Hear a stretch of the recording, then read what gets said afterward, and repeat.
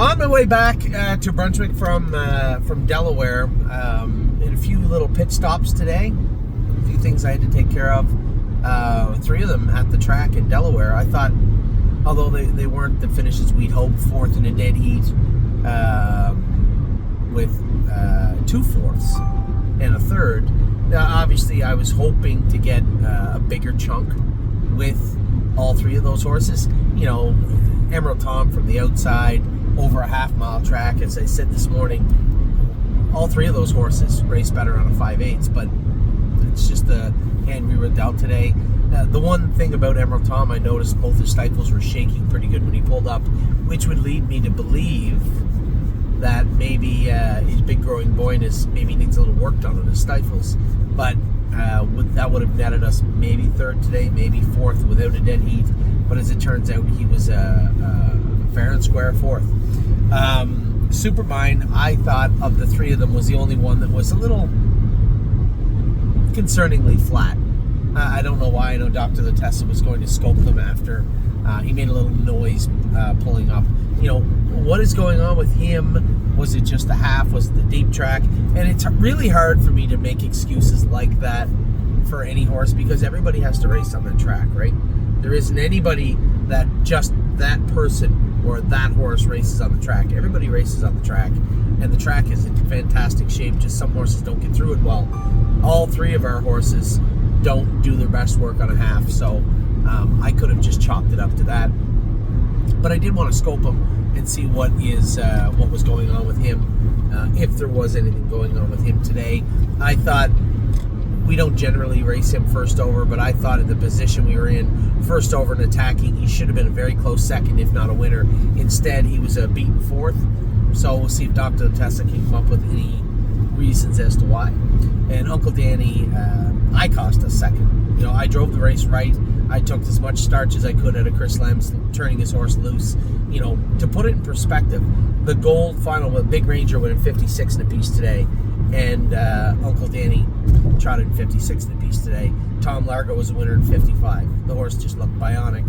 And I joked with Chris Lems after, you know, he knows. You got to wait 4th. You quarter pulled on the 2nd favorite. My job is to sting you as hard as I have to take enough starch out of you to beat you. And he said to me, he goes, my Colt, I've never seen him tired. I've seen him make breaks. I've seen him make mistakes.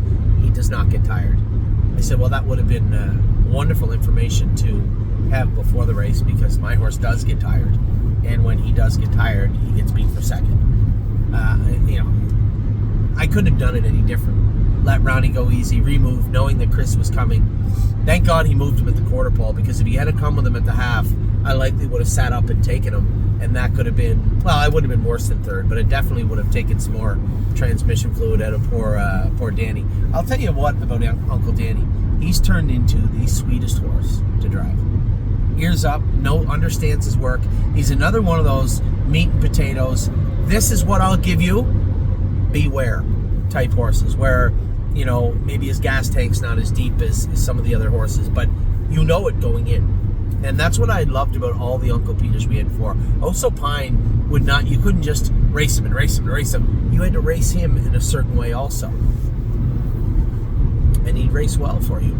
All those horses we had that I would consider good horses that were by Uncle Peter, they all had their boiling point, right? They all had their lines drawn in the sand where I will give you a 95% effort every time, but I will give you right on 95%. If you drive me like this, we're going to the winner's circle.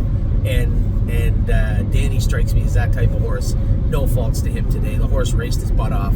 That 2nd quarter, you know, stretching Chris a little bit is what cost us 2nd. I cost us 2nd, but that was the proper way to race him. If I was going to beat Chris Lems today, now in hindsight, I couldn't have beat Chris Lems today. His horse was too good. But at the time, the only way to beat Chris Lems was to maybe stretch him a little bit. I didn't use Uncle Danny really hard to leave him out, but I wanted to make sure he worked for the lead. When I saw the half pop up, I'm like, I'm a winner. For sure, I'm a winner. Chris Lem's going to be done in the last turn. All you have to do is let Danny bump up onto that helmet in the last turn once or twice, cut him loose, and away you go. And I should be able to get by a pretty tired and beleaguered Chris Lem's horse, and instead Tom Largo just airmailed everybody. But that's what happens when you're racing a superior horse against another horse. I was never going to beat Tom Largo today. That horse was just too good. And in trying to beat Tom Largo today, I cost a second. But there was no other way to drive the horse. That was the proper way to drive. Unless I can, in all fairness, tell you that I knew how good Tom Largo was before the race. Well, then, by all means, it's on me. I had no idea he could do that. I had no idea he could stretch the half in 56, drive off with an ear hood on, and win in 55. Love of God, if I had known that, I would have bent Danny over backwards to let him go at the quarter pole, hoping he went slow enough for me to beat him. But I can honestly say with certainty that every horse we raced today raced as good as they can. And I cannot fault a horse for doing the best that they can do. So, no, we're not having the week we wanted. We've yet to find the winner's circle in Delaware. And in past years, we've done very well here. So it's a little disheartening. You know, we're going into another day where we have Rico Tubbs. We'll get a check, guaranteed. It's 5-horse field. We have Rico Tubbs. We have Cherry's Girl, who's in a little tougher than I'd like, but you know what? She's coming in very, very sharp, and I think she'll do well. Probably a very similar situation to Danny, although I don't know who our Tom Largo will be tomorrow. I see she's like 4-1. Wilder's filly's pretty good. I think she's in there. A couple other ones that show good miles, but we're on a half. I'm certain that Cherry's Girl will negotiate Delaware just fine. I can't speak for everybody else. And then Highest Honors will do everything he can, but longer odds morning line looks like a tough little Buckeye. He'll do what he can do. And again, I guess my biggest concern is that differential that was flipped the other day. Is it now back? We've been trading him in should. Now, there's no way to check for tomorrow, and it made little sense anyway. But if it's still flipped tomorrow, and I'll know. I know Highest Honor's going to be a little revvy, a little sharp in the post braid, and if he's kind of flat, like a limp noodle in the post braid, pretty good indicator that you better drive him very cautiously. And that's what I will do. So we'll see. That's what we have going on tomorrow. Tomorrow, yeah, Highest Honors, Cherry's Girl. For some reason, Rico Tubbs is not on the calendar. I don't understand why. And then at nighttime, we have, I'm actually coming right back. Oh, because they have Rico Tubbs at 11:15. I see why. I'm actually coming right back to qualify the horses. Somebody messaged me and said, two of them getting together. Too bad. I don't need to go with Agent Black. Johnny Sioka has been training him with me the last 2 weeks. So Jason, Johnny, I don't care. Anybody can go with Agent Black. But I wanted to, and it's not an ideal situation qualifying that horse that clearly didn't trot great on a 5/8 at the Poconos, than to ask him to qualify at Northfield. I would say I'm going to have to have my trot gloves warmed up in the microwave to get Raging Hanover around Northfield. But we'll see tomorrow, and then we have Spitfire Overseas also to qualify. So we have 3 qualifiers in preparation because they'd already drawn Northfield long before they drew Delaware. I had taken myself off of Blue Ventura. Nice 25-1 morning line, so it doesn't matter. We have Tyler's coming back to drive him, yeah. So Tyler's going to have to just drive him very cautiously also, coming off him being sick and being scratched in the post braid, training him up tight but not zinging tight. He's just going to have to be very careful with him tomorrow also. And then on Thursday, the last day of Delaware County Fair, Little Brown Jug Week, we have Gorgeous Package and Foxy Seaside. So a bunch of kind-ofs for the rest of the week. Friday, we got some horses in. I look quickly at the list. I can't believe that poor Allure filly drew the 8-hole again. Love of God. Anyway, still lots of work to be done. It's always nice. Every year, I know Grand Circuit Week is coming. I know Lexington is cool. I know Little Brown Jug Week is cool. And sometimes I even catch it letting it slip past me again. You know, today walking through the crowd and somebody come up and said, hey, I watch all your videos, and someday I'll be a client of your guys, and I love what you're doing, and, you know, keep up the good work, and you know, good luck the rest of the week. And it's so surprising that people sit there and watching videos from us that hurt our clients. But listen, if I somehow bring anybody a little bit of happiness or laughter throughout the day, then happy to. So, for that person, thank you very much. It's very kind. But for everybody else, listen, it's been a good week, aside from 2 breaks from the Phillies yesterday that kind of still are bothering me a little bit. It's a little raw still, that wound.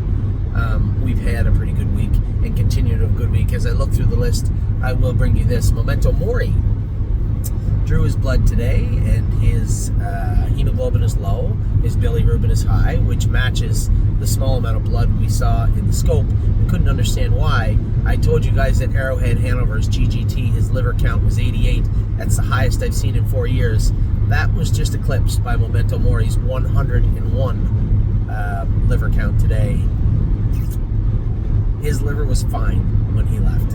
So I'm still very perplexed. I had a great conversation actually with Megan a week ago about her veterinarian and some of the, Megan always strikes me as that type of person too, very inquisitive, and she was saying that her veterinarian had different theories on the GGT levels bouncing and jumping up, and had oral medication that they were using to treat it. Now, I think all the medication works okay. Some of the medication works pretty good. None of it works fantastic. But I did get some of the oral medication for the GGTs, and I'll send a jug of that oral stuff home when I get it.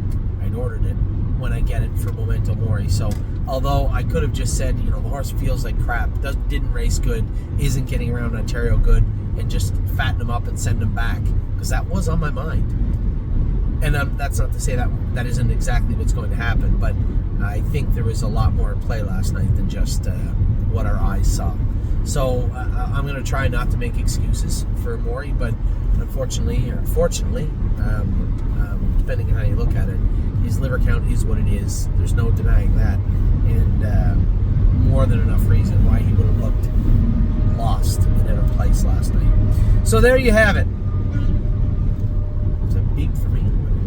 I get beeped at for. There you have it. Little update for you guys on what took place today.